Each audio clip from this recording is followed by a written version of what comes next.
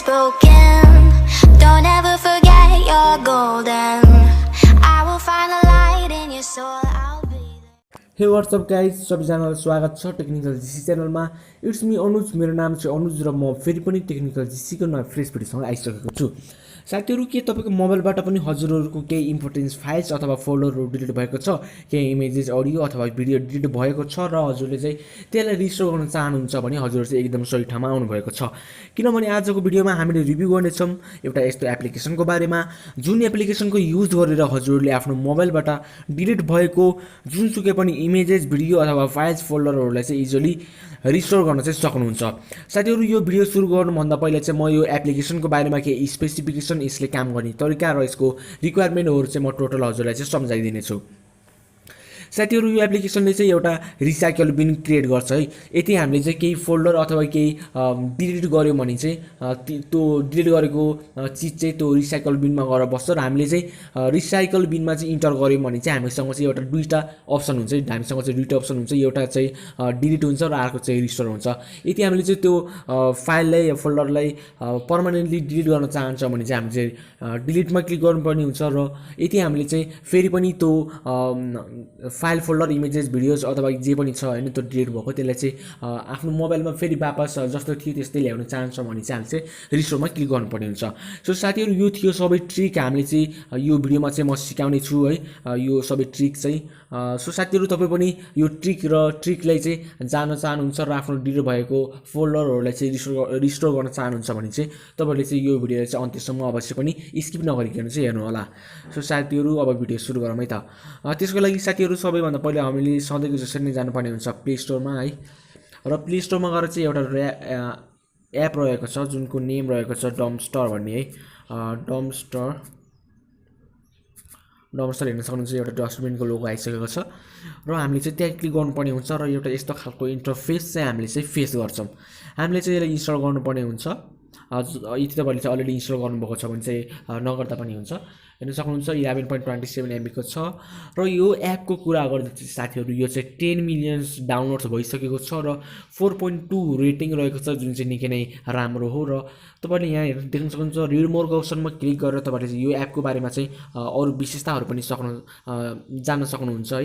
यसलाई चलाउने तरिकाहरू सबै दिएको छ डिटेलमा र यहाँ देखाइएको छ पिक्चर्सहरू कसरी युज गर्ने सबै देखाइएको छ र यहाँ देखाइएको छ रेटिङ स्टार जुन चाहिँ हजुरले दिन सक्नुहुन्छ यो एपको लागि र मान्छेहरूको रिभ्यू पनि हेर्न सक्नुहुन्छ साथीहरू तपाईँले यहाँ निकै राम्रो रिभ्यू देखाएको छन् र हाम्रो डाउनलोड भइसकेको छ र इन्स्टल पनि खत्तम भइसकेको छ एज क्यान सी फ्रेन्ड्सहरू। अब हामीले चाहिँ यसलाई ओपन गर्छौँ र हेर्न सक्नुहुन्छ यस्तो खालको इन्टरफेस हामीले चाहिँ फेस गर्न सक्छौँ। यसमा क्लिक गरेपछि चाहिँ मैले क्लिक गरिसकेको छु, लोडिङ भइरहेको छ र यहाँ भनिएको छ सो मिन हाउ भनेर देखाएको छ है।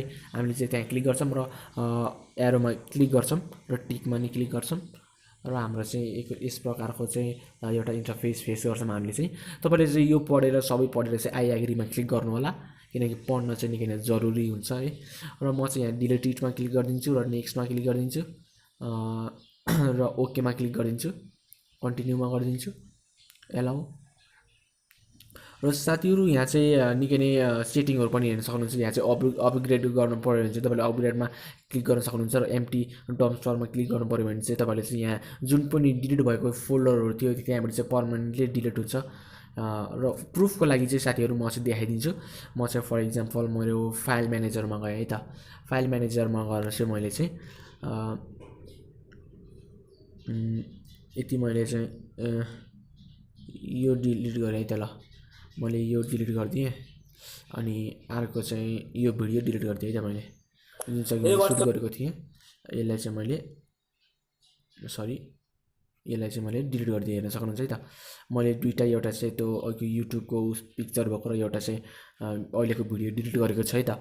अब हामीले यसले रिस्टोर गर्नु पऱ्यो भने चाहिँ कहाँ जानुपर्छ भन्दा फेरि हामीले चाहिँ डम्पस्टरमा जानुपर्ने हुन्छ। हेर्न सक्नुहुन्छ हामीले जुन पनि डिलिट गरेको थियौँ है यो आइसकेको छ र हामीले सिम्पली रिस्टोर गर्नको लागि चाहिँ यहाँ क्लिक गर्नुपर्ने हुन्छ र यहाँ दुईवटा अप्सन देखाइएको छ हेर्न सक्नुहुन्छ, तिनवटा देखाइएको छ, एउटा रिस्टोर एउटा डिलिट र अर्को चाहिँ सेयर छ। यदि हामीले रिस्टोरमा क्लिक गऱ्यो भने चाहिँ हाम्रो मोबाइलमा यो जुन पनि फोटो या भिडियो डिलिट भएको छ भने चाहिँ डिलिट भएकोमा चाहिँ जुन पनि भएको छ त्यो चाहिँ हाम्रो चाहिँ मोबाइलमा फेरि वापस जान्छ। र डिलिटमा क्लिक गऱ्यो भने हामीले चाहिँ यो भिडियोलाई चाहिँ पर्मानेन्टली डिलिट गर्न सक्छौँ। र सेयरको अप्सनमा क्लिक गरेर हामीले चाहिँ यो भिडियो चाहिँ साथीहरूसँग सेयर गर्न सक्छौँ है त। सिम्पली म यसलाई रिस्टोर गर्छु र यो इमेजेसलाई नि म यो फोटोलाई लिन सक्नुहुन्छ, यसलाई पनि म रिस्टोर गरिदिन्छु र हामी फेरि जान्छौँ हाम्रो फाइल म्यानेजरमा है त। हेर्न सक्नुहुन्छ साथीहरू, एकछिन है त म गरिदिन्छु। म यसलाई इन्टरभ्यू पासवर्ड भनेको छ, म यसलाई क्यान्सल गरिदिन्छु र हेर्न सक्नुहुन्छ यो अघि हामीले जुन चाहिँ डिलिट गरेको थियौँ, सरी म ग्यालेरीमा जान्छु, ग्यालेरीमा आएर बसिन्छ होला त। हेर्न सक्नुहुन्छ यहाँ आएर बसिसकेको छ, फाइल म्यानेजरमा चाहिँ हेर्नुहोस् है, यो र यो मैले हेर्न सक्नुहुन्छ प्रुफको लागि यो अनि यो चाहिँ मैले डिलिट गरेको थिएँ, यो चाहिँ रिस्टोर भएर आइसकेको छ। सो साथीहरू यो ट्रिकले चाहिँ तपाईँले चाहिँ आफ्नो डिलिट भएको फोल्डरहरूलाई चाहिँ इजिली चाहिँ रिस्टोर गर्न चाहिँ सक्नुहुन्छ है त साथीहरू। निकै नै राम्रो र सजिलो ट्रिक रहेको छ। हेर्न सक्नुहुन्छ यहाँ आएर बसेको छ त्यो भिडियो। सो साथीहरू आजको लागि यति नै। यदि यो भिडियो मन पऱ्यो भने अवश्य पनि लाइक गर्नुहोस्, कमेन्ट गर्नुहोस् र यदि तपाईँहरू चाहिँ टेक्निकल जिसी च्यानलमा नयाँ हुनुहुन्छ भने अवश्य पनि सब्सक्राइब गर्नु र मलाई मोटिभेट गर्नु। म यो च्यानलमा अरू पनि टेक्निकल भिडियोको स्टफ चाहिँ तपाईँहरूको सामु चाहिँ सधैँ ल्याउने छु नयाँ नयाँ। सो साथीहरू आजको लागि यति भन्दै यो भिडियोबाट बिदा हुन चाहन्छु। हस्त, जय नेपाल।